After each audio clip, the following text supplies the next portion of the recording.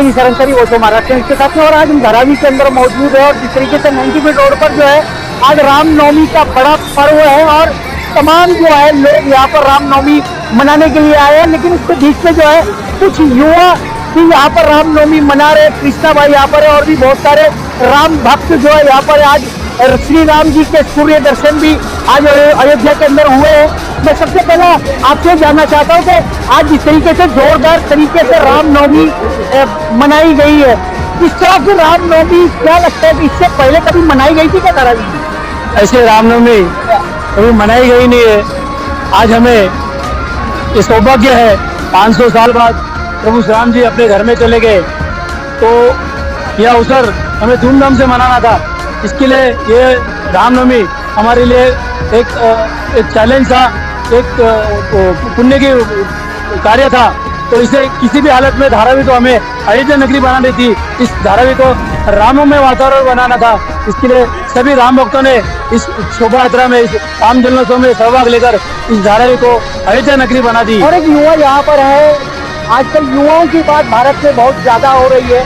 राम जी के पदार्पण हो गए अयोध्या के अंदर, लेकिन आज कहीं ना कहीं फिर भी जो है युवा वर्ग जो है शिकायत करता नजर आता है कि राम जी तो आ गए, लेकिन राम जी के साथ साथ जो मुझे मेरा अधिकार मिलना चाहिए था वो नहीं मिल पा रहा है। ऐसा है कि जैसे अपने युवा को आज के डेट में सब सम्मान और इनका जो भी है उनको सब कुछ मिल रहा है। उसी के साथ में दिनेश कोंडिविलकर जी यहाँ पर है, उसके पहले भी हम बहुत बार चर्चा करते रहे। दिनेश जी, क्या लगता है कि आज का जो राममय वातावरण धारावी के अंदर दिखाया जा रहा है, ये दिख रहा है, ऐसा पूरे भारत में ही दिख रहा है, तो क्या लगता है कि इसको किस तरीके से आप देखते हैं? देखो क्या है, कुछ समय पहले राम के नाम पे लोगों को जेल में डाला गया, जिसने राम का नाम लिया उसको गोली मारी गई। ये हिंदुत्व का और हिंदू राष्ट्र की शुरुआत है। ये हिंदू राष्ट्र की वो शुरुआत है कि जो राम के नाम पे गोली खाते थे आज सीना चौड़ा करके राम के नाम की घोषणा लगा रहे हैं। जय श्री राम। यहाँ पर जो एडवोकेट यहाँ पर मौजूद है, मैं आपसे जानना चाह रहा हूँ कि जिस तरीके से राम जी का पदार्पण तो हो गया, राम जी तो भव्य दिव्य मंदिर में आ चुके हैं, लेकिन भव्य दिव्य मंदिर में आने के बाद आज जो भारत के जो हालात है, युवाओं के जो हालात है, आप भी एक युवा हो, क्या लगता है युवाओं को सिर्फ राम जी मिल जाने से उनकी सारी चीजें पूरी हो जाएगी क्या? सभी को आपकी न्यूज के माध्यम से प्रभु श्री रामनवमी की ढेर सारी शुभकामनाएं। युवाओं को चाहिए था हमारे भगवान का घर बने, वो मिल गया। इसके लिए सरकार का धन्यवाद, सुप्रीम कोर्ट का धन्यवाद, जो कि सच्चाई पे उन्होंने फैसला दिया। दूसरी बात, हम युवा क्या चाहते हैं? हम युवा वो चाहते हैं हमारे माँ बाप का सपना पूरा हो। माँ बाप का सपना क्या होता है? मेरा बच्चा अच्छा तरक्की करे, पढ़ लिख के अच्छा बढ़े, काम पे लगे, नौकरी करे, धंधा करे, कुछ भी है।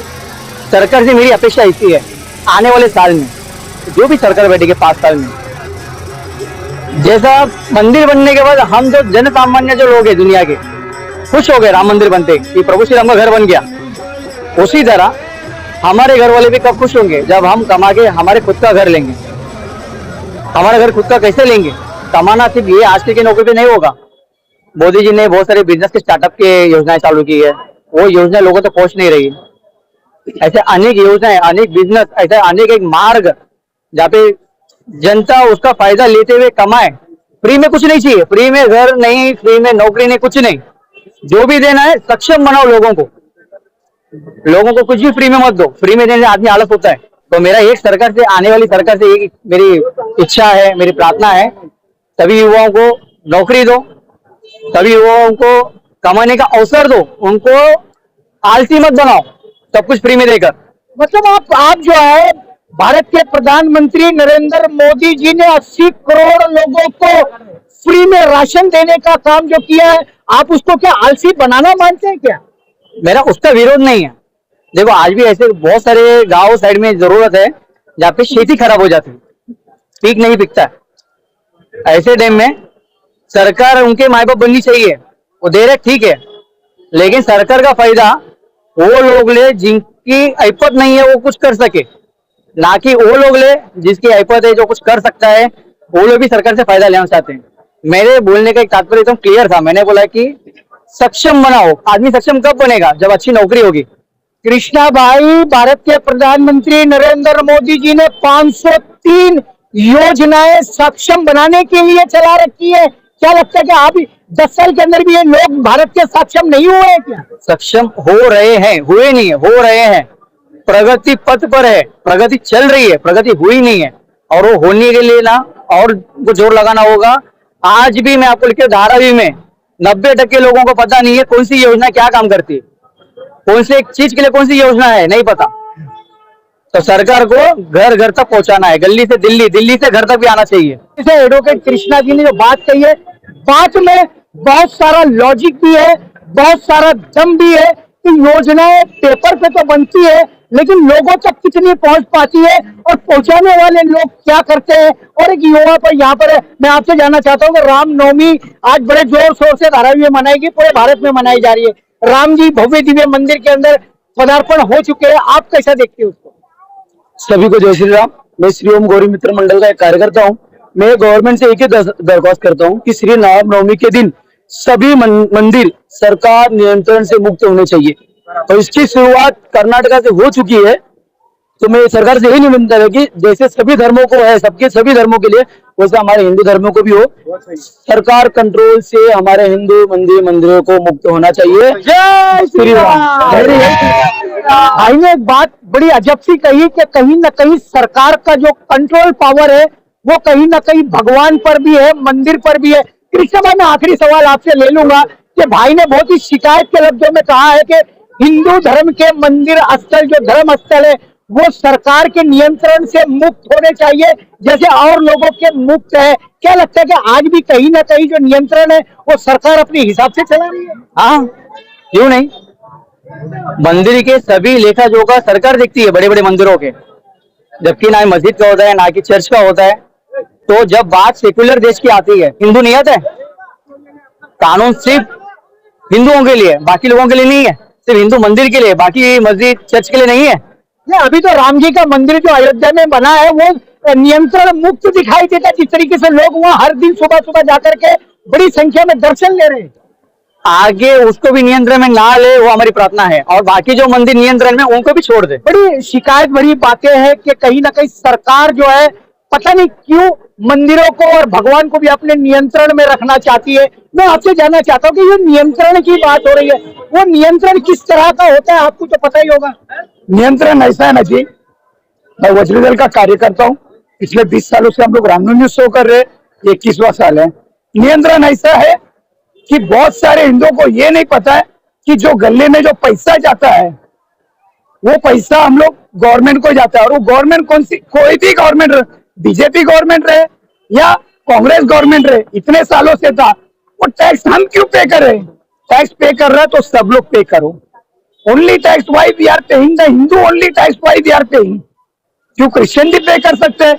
उस पे क्या होता है कि अरबों खरबों का प्रॉपर्टी चर्च वाले ले रहे हैं, मस्जिद वाले ले रहे हैं। उल्टा हम लोग को शिकायत ये करते हैं कि आप लोग क्यों अपना धर्म शिक्षण वर्ग क्यों नहीं चालू करते? जब हम टैक्स भी पे करें, सब कुछ भी दे, हर एक को इलाज के लिए उनको हॉस्पिटल भी बांधे, A to Z हम लोग सर्विस कर रहे हैं। इसके बावजूद आप ये कोशिश कर रहे हैं कि हम लोग और भी टैक्स पे करें।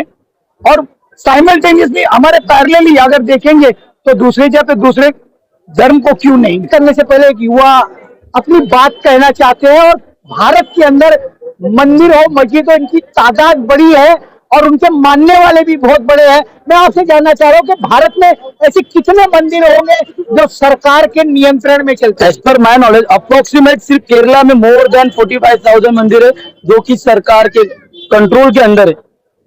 और आप साउथ का जो पट्टा देखेंगे ना, महाराष्ट्र, गुजरात का, तो यहाँ पे सभी हिंदू देवस्थान ज्यादा है, तो यहीं पे गवर्नमेंट का कंट्रोल भी ज्यादा है। आप दूर मत जाइए, दादर में सिद्धि विनायक मंदिर, आपका शिरडी साईं बाबा, महालक्ष्मी मंदिर, ये सब का पैसा हमारा हिंदुओं का ही है। तो हम चाहते हैं हमें हिंदुओं का पैसा हमें हिंदुओं को ही मिले। नहीं, लेकिन जो पैसा आप दान में देते हो, गले में डालते हो, उससे वहाँ लोगों को सुविधाएं भी तो दी जाती है ना। नहीं नहीं, सुविधाओं के नाम पे सिर्फ खेल खेला जा रहा है। 100% में से सिर्फ मंदिर को, अगर मैं गलत नहीं हूँ तो अप्रोक्सीमेट मोर देन 10% से ज्यादा नहीं मिलता रहेगा मंदिरों को। 90% गवर्नमेंट अपने जेब में रखती है और उसका हिसाब किताब भी पब्लिकली होता है। जहां तक मुझे पता है, और ना ही मंदिर हमें बताता है। और मंदिर में आजकल खुद गवर्नमेंट के रिप्रेजेंटेटिव बैठे, जो कि ना संत है ना वो धर्म से रिलेटेड हो, फिर उनको बिठाने की क्या जरूरत है? हमारे संत धर्मों को बिठाइए ना, जो हिंदू धर्म को जानते हैं उनको बिठाइए। तो मेरी सरकार से यही दरख्वास्त है और आपसे भी यही है कि आप अपने चैनल के थ्रू जितने लोगों के पास ये बता सके, एक मुहिम है, ये मैंने शुरुआत नहीं की है, केरला में या तमिलनाडु में जे साई दीपक करके जो IIT मद्रास मैकेनिकल इंजीनियर है IIT से, उन्होंने ये शुरुआत किया, उनकी एक बहुत बड़ी टीम है। मैं बस उनकी जो बात मुझे अच्छी लगी वो मैं बता रहा, और ऐसा कि मेरा धर्म है तो ये फ्री हिंदू कंट्रोल टेम्पल होना चाहिए फ्रॉम गवर्नमेंट कंट्रोल। चलिए, उसी के साथ में बहुत बड़ी बड़ी बातें जो है, मैं तो सोच भी नहीं सकता था कि हिंदू धर्म को इतनी कट्टरता से मानने वाले लोग कहीं ना कहीं सरकार से भी इतने दुखी हो सकते हैं। मैं आपसे जानना चाह रहा हूं कि भाई जो बता रहे हैं कि केरला के अंदर 45,000 जो मंदिर थे वो सरकार के अंडरटेकिंग में आते हैं और उसका कोई हिसाब किताब, राम भरोसे हिंदू राज्य चल रहा है, तो ये जो शुरुआत हुई है, क्या लगता है कि ये सक्सेस हो पाएगी सरकार के सामने? मैं पहले तो मैं आपको बताता हूँ कि ये केरला का नहीं, ये पूरे देश की परिस्थिति है। पूरे देश में यही परिस्थिति हो रही है कि आप देखो, एक हिंदू मंदिर पे अगर हम चढ़ावा चढ़ाते हैं तो मैं आपके माध्यम से, आपके चैनल के माध्यम से पूरे भारतवर्ष के हिंदुओं को आह्वान करना चाहता हूँ कि किसी भी बड़े मंदिर में आप दान पुण्य मत करो। क्या होता है, शिरडी का साईं बाबा पकड़ो, महालक्ष्मी मंदिर पकड़ो, सिद्धि विनायक मंदिर पकड़ो, या पंढरपुर का मंदिर पकड़ो, वहां तो तिरुपति का मंदिर पकड़ो, लाखों करोड़ों में, करोड़ों खरबों में वहां पे पैसा गिरता है। वहां पर पगार देके, सैलरी देके आदमी को बिठाया जाता है कि वो मंदिर में भगवान की पूजा करे। वो जो पगार लेता है, पैसा लेता है, इसके लिए वो पूजा करता है। उसमें कोई भावनाएं नहीं होती, कोई भावनाएं नहीं होती, उसमें कोई श्रद्धा नहीं होती। कह रहे हो कि कहीं ना कहीं भगवान के नाम पे भी बिजनेस किया जा रहा है। बिजनेस ही है ये सरकार। ये सरकार जो है वो भगवान के मंदिर को एक फैक्ट्री समझती है। भगवान के मंदिर को सरकार एक फैक्ट्री समझती है। मैं आपके चैनल के माध्यम से खुला खुला कह रहा हूं कि वहां से सिर्फ हमें टैक्स मिले। उस मंदिर में, आप सिद्धि विनायक मंदिर का एग्जांपल ले लो, सिद्धि विनायक मंदिर में करोड़ों रुपए का दान हिंदुओं के माध्यम से जाता है, पर उस पैसे का हिंदुओं के लिए कोई उपयोग आता है?